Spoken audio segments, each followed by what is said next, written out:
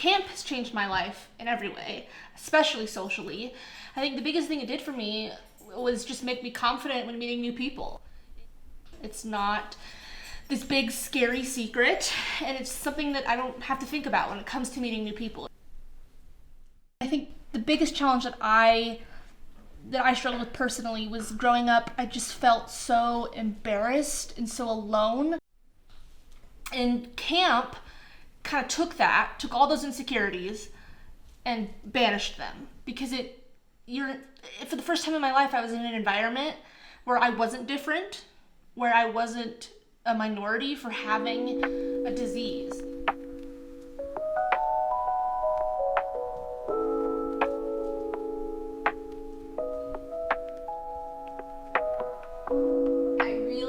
Like Camp Hodia is a phenomenal growth experience, especially for some of our teenagers. It's hard enough to be a teenager and you feel strange about yourself and you want to be like everybody else, and then when you get a disease like diabetes, it makes you feel incredibly different and incredibly alone. My name is Kyle, and I am the Director of Programs with Idaho Diabetic Youth Programs, also DBA Hodia, and I help set up a lot of the events that we do that include the summer camps, the winter camp, the day camps, and the various community activities that we run throughout the year. Hodia has been a life-changing event for so many kids, myself included. We hear about kids who finally get to feel like they're not alone.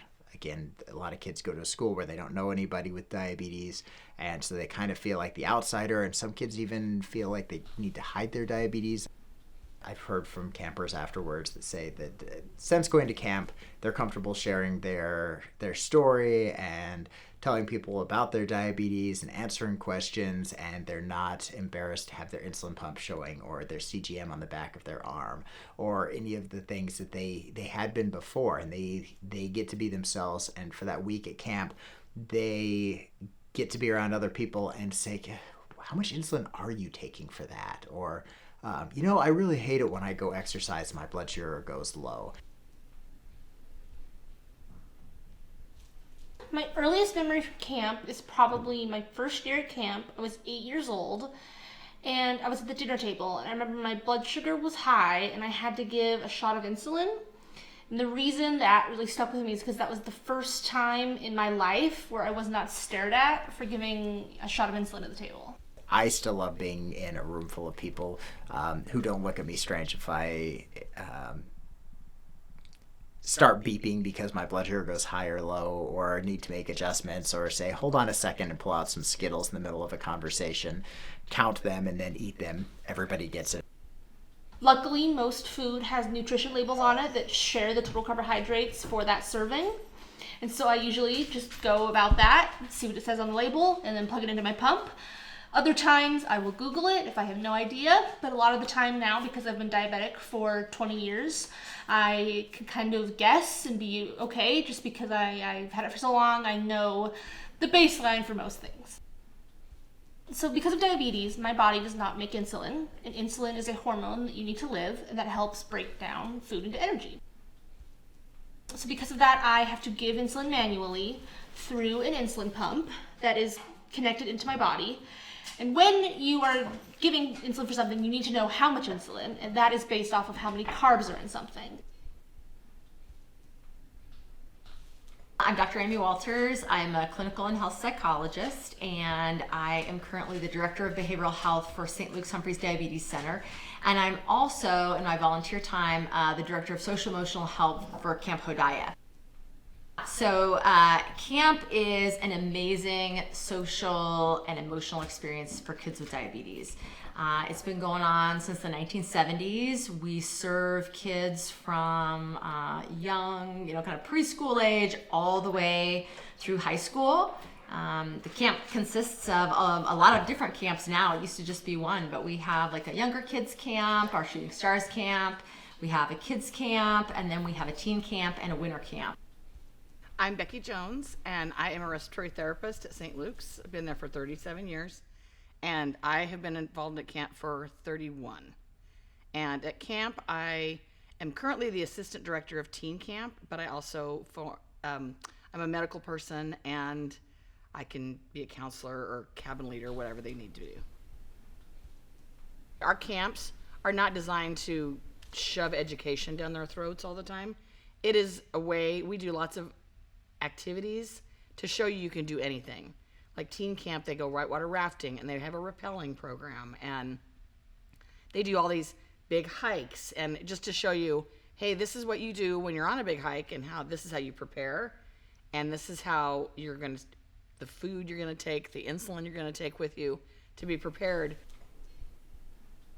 So my first summer went up there without any thoughts about what it was going to be like, and absolutely fell in love with the people, the staff, the program, and the mission of camp. So that was 27 years ago, and I've been going every single summer since. When I was diagnosed with type 1 diabetes, I was 4 years old. At that point, went to the ER, and then they admitted me to the hospital.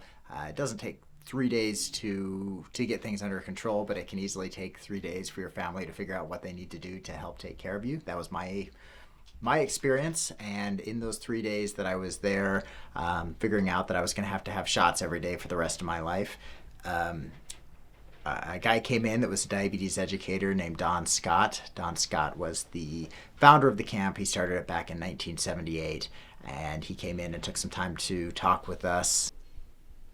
I worked with Don. He worked at St. Luke's for many, many years, even before I graduated from Boise State and joined the St. Luke's team. And I worked with him on peds. He was a peds nurse, and then he became what we would call a patient care coordinator. So he helped coordinate like the discharges of complicated patients, and did a lot of patient education.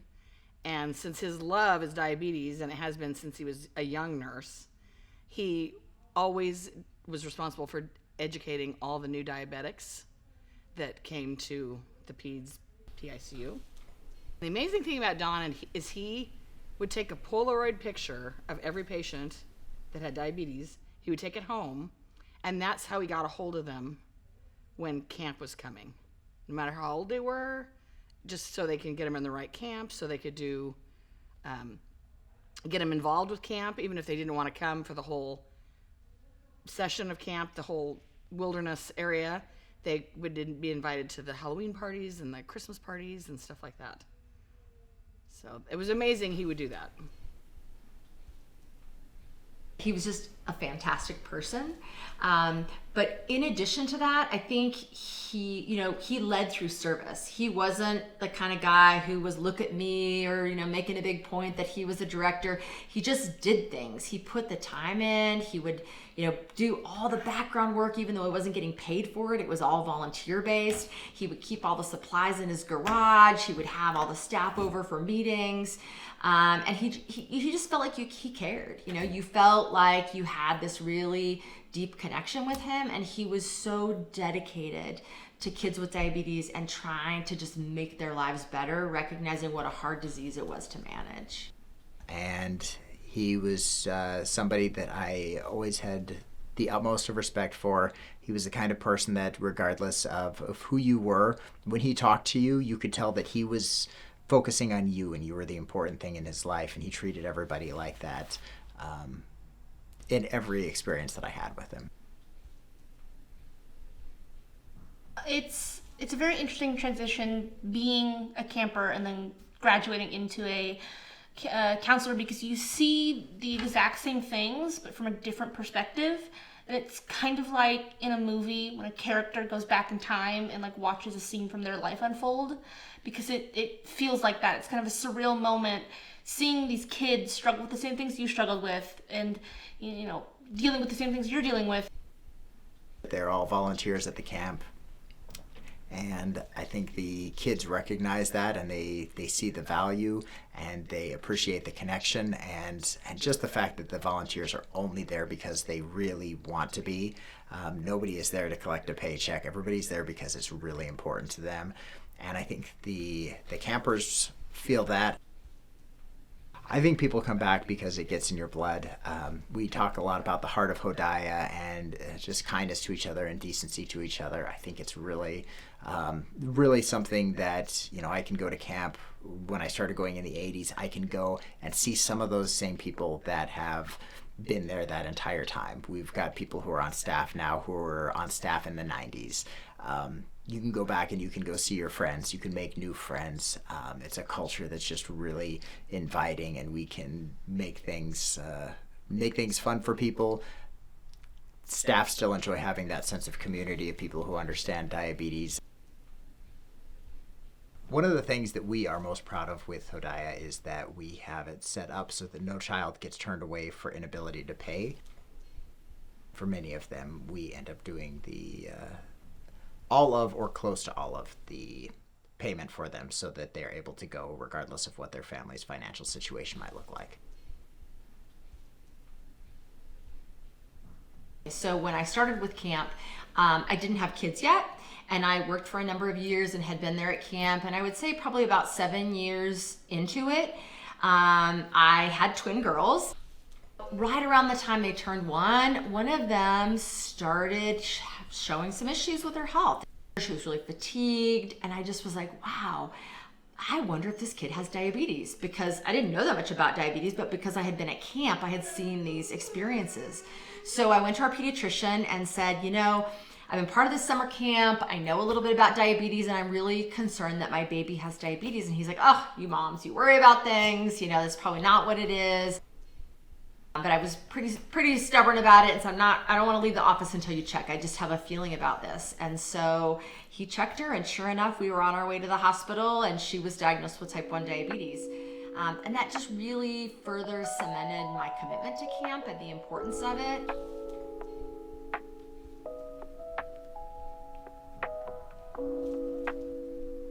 Camp really changed my life in every single aspect, but when it comes to changing my mindset on having diabetes and overcoming challenges, camp kind of taught me everything. It taught me how to handle my issues with grace, and it taught me independence and confidence, and mostly it just taught me how to interact with myself and interact with people while having diabetes. Diabetes can be very obvious, and it can feel like a burden sometimes, and camp just taught me how to be myself and how to understand that this is my life and how to accept that.